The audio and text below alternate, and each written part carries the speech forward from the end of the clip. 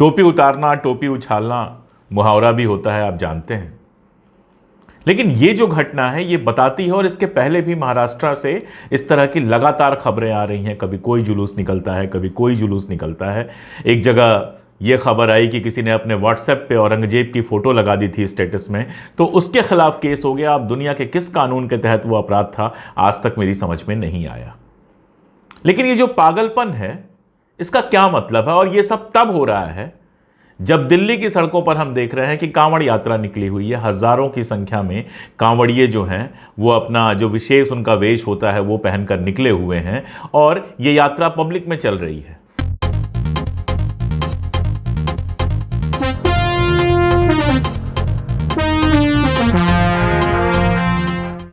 नमस्कार, the credible history के show में आपका स्वागत है।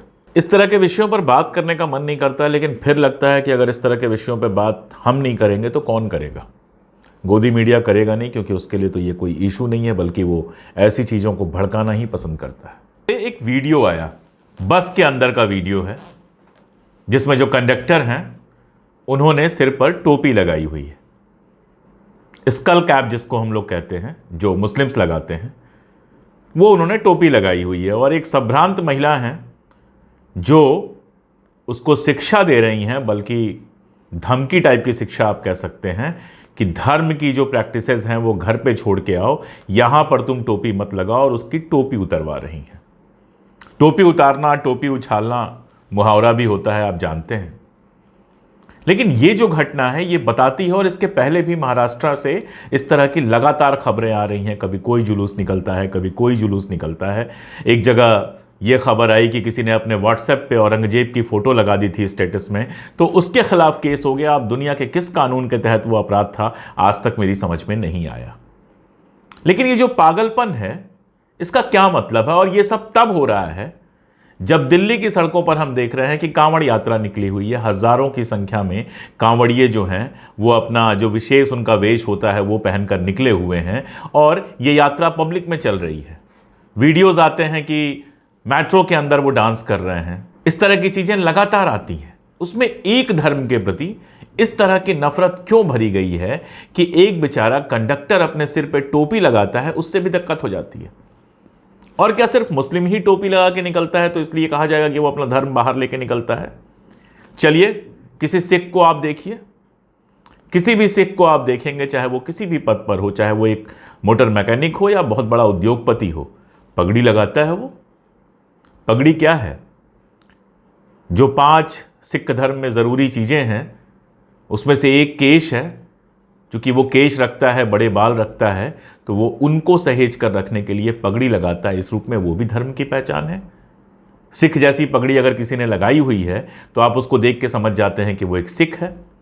चलिए और धर्मों की बात कर लेते हैं। कोई क्रिश्चियन है, गले में उसने क्रॉस लटकाया हुआ है, वो भी उसका धार्मिक चिन्ह है। क्या आप उसको रोकते हैं? चलिए हिंदुओं पे आ जाते हैं, कांवड़ यात्रा को छोड़ देते हैं, अलग से सामान्य दिनों की बात कर लेते हैं। कोई माथे पर टीका लगा के निकलता है, हाथ में कलावा बांध के निकलता है। क्या ये सब धर्म के चिन्ह नहीं है? कड़ा पहन के कोई निकलता है, कोई जनेऊ पहन के निकलता है। क्या ये सब धर्म के चिन्ह नहीं है? महाराष्ट्र की बात है, थोड़ा और तहकीकात कर लेते हैं। महाराष्ट्र में हर विवाहित हिंदू महिला मंगलसूत्र धारण करती है, सौभाग्य का प्रतीक माना जाता है। और वो चाहे ऑफिस जाए, चाहे बाजार जाए, चाहे यात्रा कर रही हो, मंगलसूत्र वो कभी नहीं उतारती है। तो क्या मंगलसूत्र धर्म का चिन्ह नहीं है? कहां तक देखने जाएंगे आप? कहां तक व्यक्ति से कहेंगे कि अपने धर्म का चिन्ह आप घर छोड़ के आओ? बहुत संभव है कि जो महिला ज्ञान दे रही उस मुस्लिम कंडक्टर को कि अपनी टोपी उतार दो, उन्होंने खुद भी टीका लगाया हो, खुद भी सिंदूर लगाया हो, मंगलसूत्र लगाया हो। ये सारे के सारे तो धर्म के ही चिन्ह हैं। इन सब चीज़ों के साथ धर्म जुड़ा हुआ है। ऐसा कैसे कि कोई बुर्का पहनता है या कोई टोपी पहनता है या कोई सर पे स्कार्फ बांधता है तो आपको दिक्कत हो जाती है, लेकिन कोई बिंदी लगाता है, कोई मंगलसूत्र पहनता है, कोई चूड़ियाँ पहनता है, कोई चूड़ा पहनता है, तो आपको दिक्कत नहीं होती है। आप सोचिए अगर यही सारी चीज़ें दूसरे देशों में होने लगे तो जो यूरोप में भारतीय रहते हैं उनसे वहाँ के लोग कहने लगे कि भाई आप पगड़ी पहन के मत निकलिए, या फिर जो वहाँ हिंदू रहते हैं उनसे कहने लगें कि आप जो है ये अपने धार्मिक चिन्ह मंगलसूत्र घर उतार के आइए, या फिर किसी ब्राह्मण से कहें कि अपना जनेऊ घर उतार के आइए, या इस तरह के जो भी धार्मिक चिन्ह मैंने बताए इनको रोकने की कोशिश करे, तो कैसा लगेगा?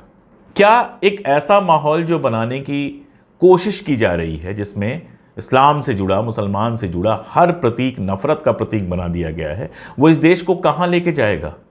मैं दुबई गया हुआ था, पूरी तरह से मुस्लिम देश है वो, वहाँ तो डेमोक्रेसी भी नहीं है, लेकिन आप वहाँ देखिए लाखों की संख्या में भारतीय रहते हैं, अपने त्यौहार मनाते हैं, अपने तरीके से रहते हैं, घर में पूजा पाठ करते हैं।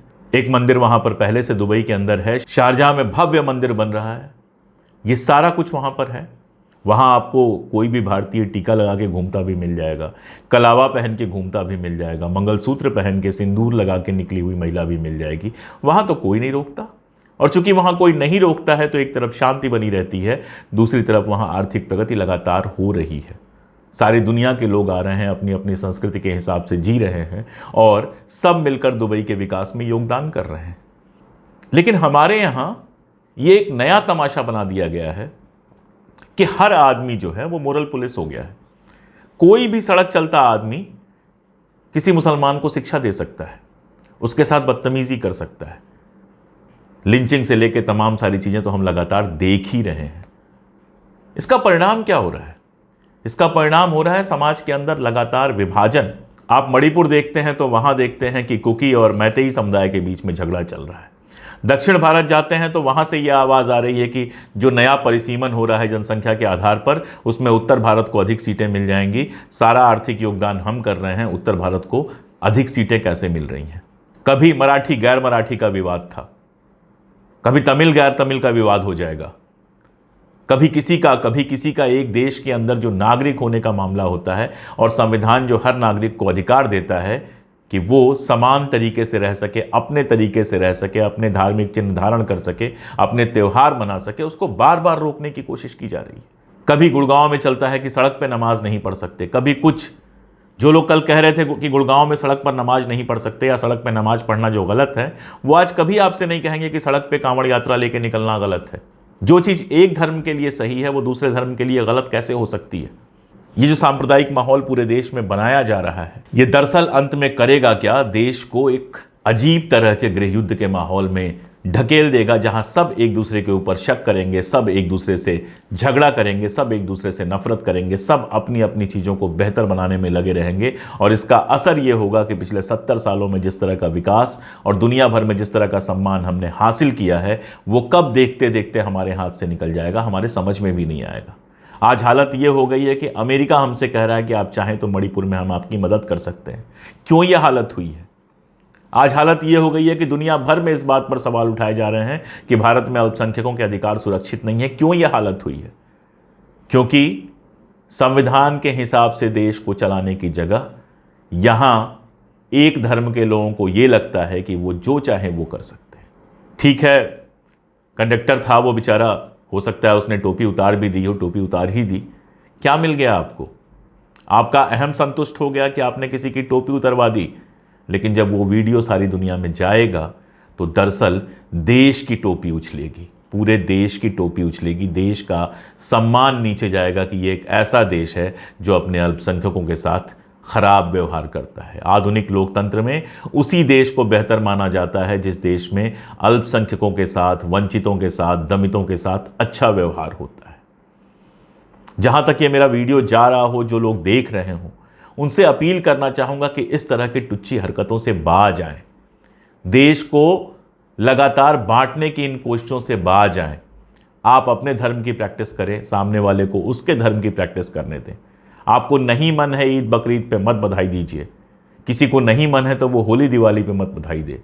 लेकिन इस तरह से सड़क पर खुलेआम या फिर सोशल मीडिया पे लगातार नफरत फैलाना, ये बाकी सब तो छोड़ दीजिए, अपने देश के विकास के लिए, अपने देश की छवि के लिए बहुत घातक है। इस देश की छवि बेहतर तभी हो सकती है जब इस तरह की चीज़ें ना हों, इस तरह की घटनाएं ना हों।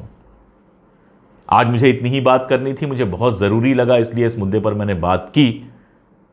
मेरी अपील आप लोगों तक पहुंच रही होगी। आज मैं आपसे ये अपील नहीं कर रहा हूं, आज मैं आपसे ये अपील नहीं कर रहा हूं कि सब्सक्राइब कीजिए, लाइक कीजिए, शेयर कीजिए वगैरह वगैरह। आज मैं आपसे ये अपील कर रहा हूं कि संविधान को सब्सक्राइब कीजिए, संविधान की मूल भावना को समझिए, सर्वधर्म समभाव का जो हमारा सिद्धांत था उसको समझिए और देश में शांति बने रहने दीजिए।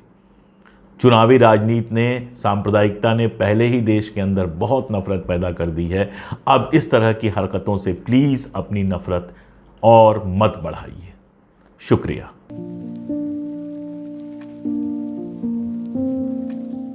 इस तरह के चैनल्स किसी सरकारी सहायता से नहीं चलते, किसी पार्टी की सहायता से नहीं चलते, या आपकी सहायता से चलते हैं। तो अगर आपको हमारे वीडियोस देखते हुए लगता है कि ये चैनल जिंदा रहना चाहिए, इस चैनल को सहयोग किया जाना चाहिए, तो बहुत सारे तरीके हैं।